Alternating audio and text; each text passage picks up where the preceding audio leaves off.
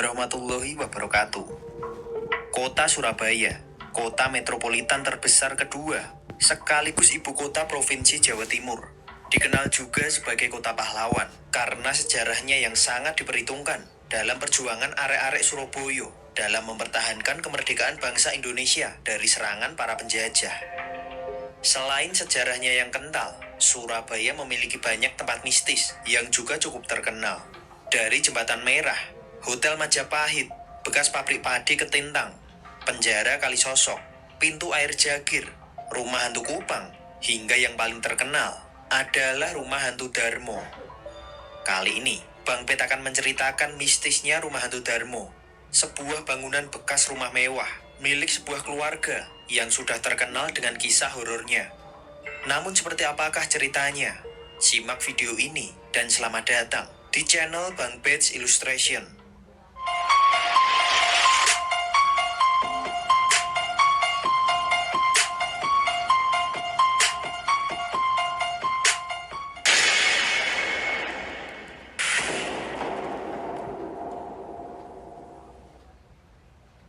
Bagi warga Surabaya dan juga sekitarnya, nama rumah hantu Darmo atau sering disebut RHD pasti tidak asing lagi di telinga.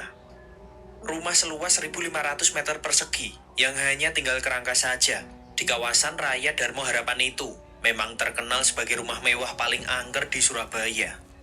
Saking terkenalnya, pada tahun 2014 lalu, cerita mengenai rumah hantu Darmo pernah diangkat ke layar lebar dengan film yang berjudul Malam Suro di Rumah Darmo. Rumah itu sudah tidak berpenghuni sejak tahun 1988. Beralamat di Jalan Puncak Permai 2, nomor 26, Sukomanunggal, Surabaya.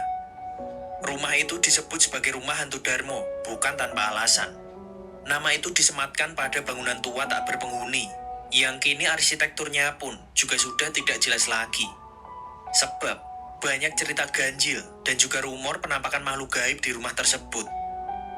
Terkenal dengan kisah-kisah mistisnya yang sangat menyeramkan, rumah ini menyimpan banyak sekali cerita di balik tampilannya yang cukup untuk membuat bulu kuduk merinding. Bangunan itu menggabungkan 4 kafling tanah, namun kini sudah tidak terawat.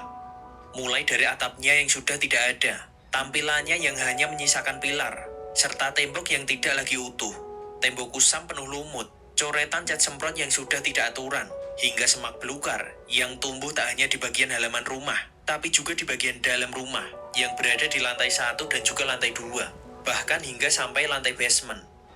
Rumah ini memang sudah tidak layak huni. Dari sekian banyaknya tutur cerita yang beredar di masyarakat, salah satu hal yang paling menarik adalah suatu cerita bahwa dahulu rumah mewah ini dihuni oleh satu keluarga.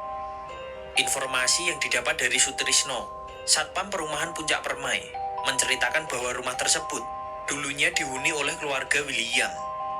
Desas-desus lain yang beredar mengatakan bahwa kesuksesan keluarga ini didapat karena penghuninya membuat perjanjian dengan jin untuk memperoleh kekayaan atau bisa disebut dengan pesugihan. Pesugihan ini memiliki syarat bahwa mereka harus memberikan tumbal setiap malam Jumat kepada jin yang terikat kontrak dengan mereka. Tumbalnya sendiri haruslah manusia hidup yang utuh dan tidak bisa digantikan dengan hewan. Perjanjian ini juga bersifat selamanya. Dan jika sang pemilik perjanjian telah meninggal, maka sang ahli warislah yang harus menggantikannya memberikan tumbal. Di dalam perjanjian itu juga berisi, bila keluarga itu tidak lagi memberikan tumbal, maka anggota keluarga itu sendiri yang akan menjadi tumbal. Namun, setelah beberapa tahun melakukan pesugihan ini, suatu hari keluarga ini sudah merasa cukup dengan kekayaan mereka dan ingin berhenti memberikan tumbal, juga menghentikan segala hal yang berhubungan dengan pesugihan tersebut. Namun sang jin itu tidak terima, sehingga ia murka, dan sesuai perjanjian mereka, ia akan mengambil nyawa penghuni rumah itu sendiri. Dan ternyata, keputusan tersebut memang berujung menjadi petaka bagi keluarga kaya raya itu.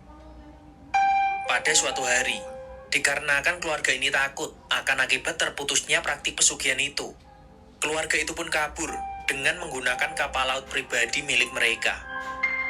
Namun sayangnya, kapal tersebut secara misterius menghilang di tengah perjalanan itu. Dan hingga sekarang, tidak diketahui apakah kecelakaan tersebut diakibatkan oleh makhluk halus atau mungkin kesalahan teknis. Selain itu, sampai saat ini juga bangkai kapal tersebut belum ditemukan. Namun ternyata, menurut beberapa sumber yang ada, keluarga tersebut tidak membawa semua penghuni rumahnya ketika mereka pergi. Ada 2 orang penghuni rumah yang tidak ikut serta dalam perjalanan laut itu, yaitu seorang pembantu dan seorang babysitter, yang keduanya ditugaskan untuk menjaga rumah itu.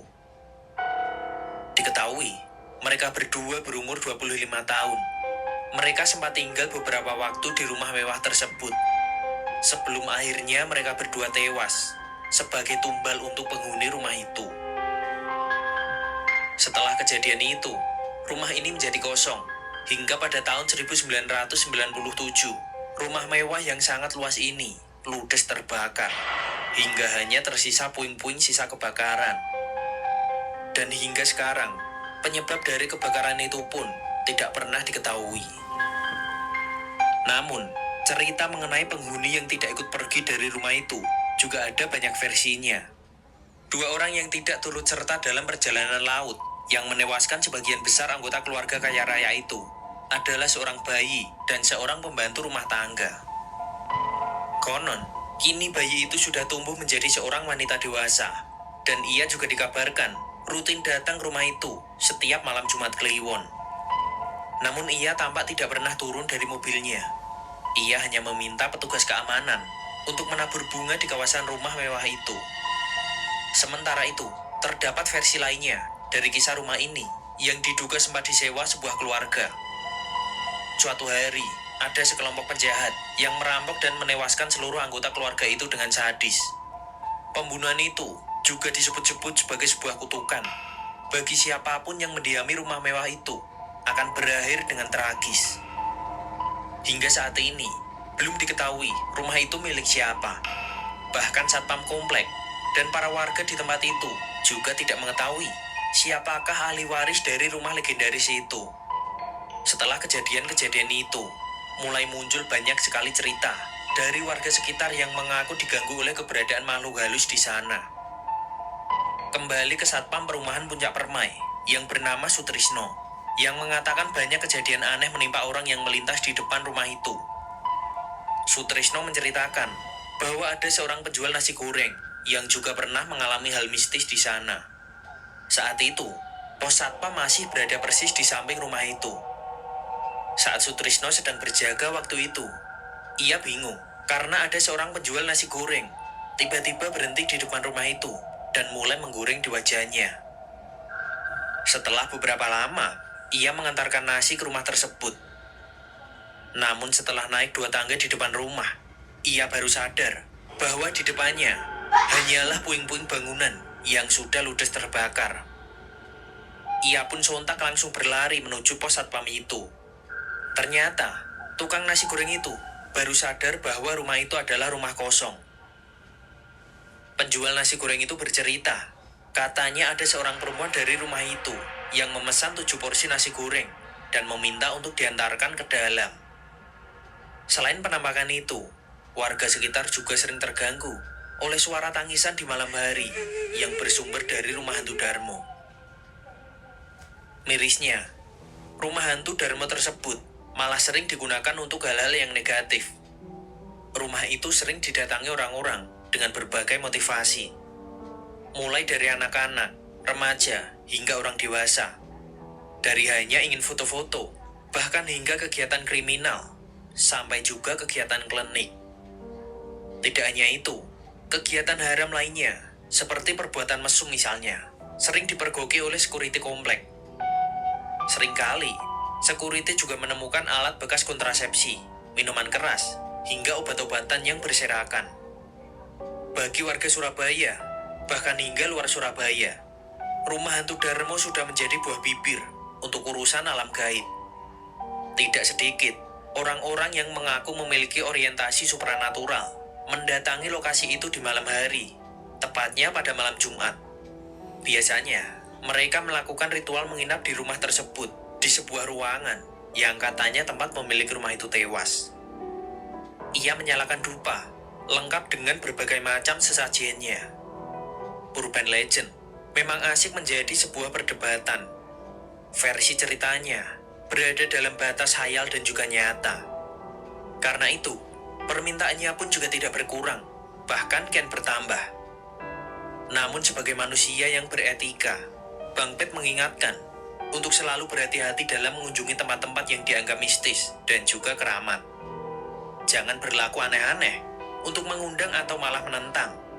Jangan lupa subscribe channel ini, like, komen, dan juga share, agar Bang Pet lebih semangat dalam membuat video-video menarik lainnya. Sekian, dan wassalamualaikum warahmatullahi wabarakatuh.